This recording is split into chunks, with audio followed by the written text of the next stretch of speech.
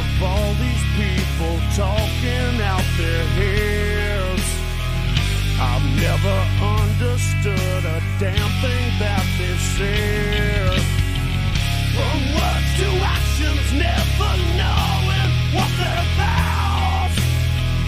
I guess I'll have to chew them up and spit them out. And I said, I walk for miles inside this Hero Danger. Mamă, ce-mi place melodia lui Batista. Ia uite-l și pe băiatul nostru Vlad, pe Nicușor. Ia bagă-mi-l mă pe Nicu, că nu l-am mai ascultat de mult timp. Nicu de la Căzănești. Bă, dar era o melodie cu Nicu de la Căzănești, mai asta e așa. Era o melodie cu Nicu de la Căzănești, dar nu știu că n-am salvat-o, bă. Asta era? Ia uite.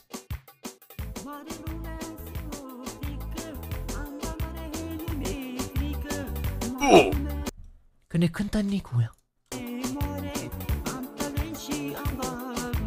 Are talent și are și valoare. Nu prea suna Nicu.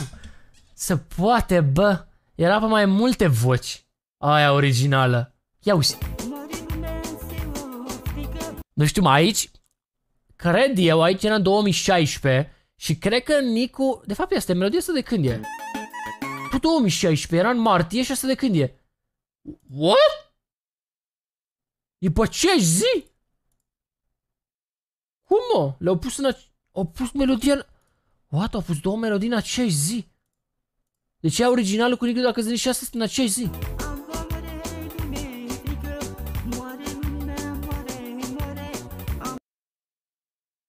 Nicu nu e Nicu dacă nu e pe două voci. Da, mă, nu știu. Ia fiți atenți aici. Stai un pic că e gălbenit ecranul. Am să vi-l arăt aici pe frățiorul nostru, șeful tuturor, Sorin 25 s-a abonat și el. Ia uite-l, mă. Unde e textul? Ia uite-l. Ia vezi ce neaule. E bună melodia asta?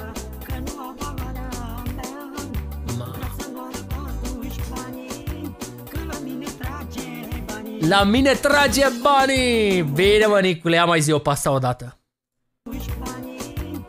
Ia. Bine, Nicule. Te punem la 100 de... Îl punem pe Nicule la 100 de euro când zice că la el trage banii. Trage banii la mine. Sar toți banii pe Nicule. Când ai bărbatul ăsta mare pe ecran aici, uite-l. Zine-o, Nicule. Vă realizați că Nicu are Lamborghini și ascultă asta în el. Ia! Asta e casa lui Nicușor? Ia să vedem. Hai să analizăm ce are. Are niște pești. Mamă, n-am mai văzut acvariu. Asta e acvariu? Mișto. Și e boxă, subwoofer. Dar ce se întâmplă, Nicule? N-a mai fost buget pentru noptieră la televizor? E Floor Gang, Nicu. L-ați văzut că e Floor Gang? E pe jos. Și televizorul e pe jos. Wow, nu vine să cred, mă. Dar ce e asta? E clasică, mă. Faianța asta pe perezi roșie. Frumos pe jos. Bine rău, Nicule.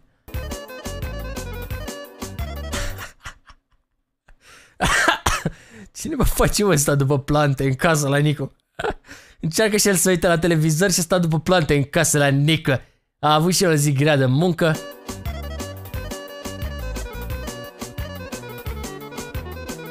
A, naiba.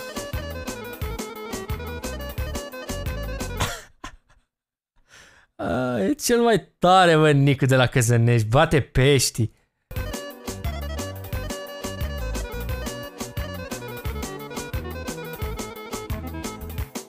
Așa. Am noroc și merge bine. Bun. Mamă, ia vezi căști aici la Nicu. Ia vezi căști de gaming la Nicu. A, este sau nu e ce trebuie? Da, mă, nu știu ce să zic. Bă, sincer să fiu cu voi, tot melodia asta e forță. Deci, au fost postate în acele zi a fost postată melodia asta cu cealaltă, dar asta parcă e legenda vie, mă. Aici am încercat alt stil. Dar nu mai e la el acasă, sau? Și-a schimbat casa. Melodie pe 2 voci. Aici e altceva, gen. Ia uzi-l. Teaptă ești. Aici e mai confident, Nicu, în melodia asta. E mai pe femeie, pe deja era bogat. Era la studio aici, nu mai era la el acasă. Aici deja era nebun de legat, deci n-ai ce să-i faci la om. De la un om care stătea jos pe covor la televizor, deja e nebun de legat. Adică despre ce vorbim? Și pentru motiv sau altul se flexează pe noi cu ATV-ul pe care îl ține în sufragerie sau unde naiba îl ține aici. Adică deja e flexer, Nicu. Câți dintre voi aveți ATV? Hai să fim serioși, nimeni.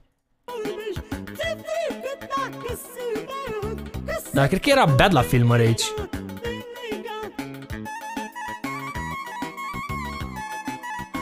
Imaginați-vă cameramanul cum se plimbă prin cameră, știi, și încearcă să-l filmeze.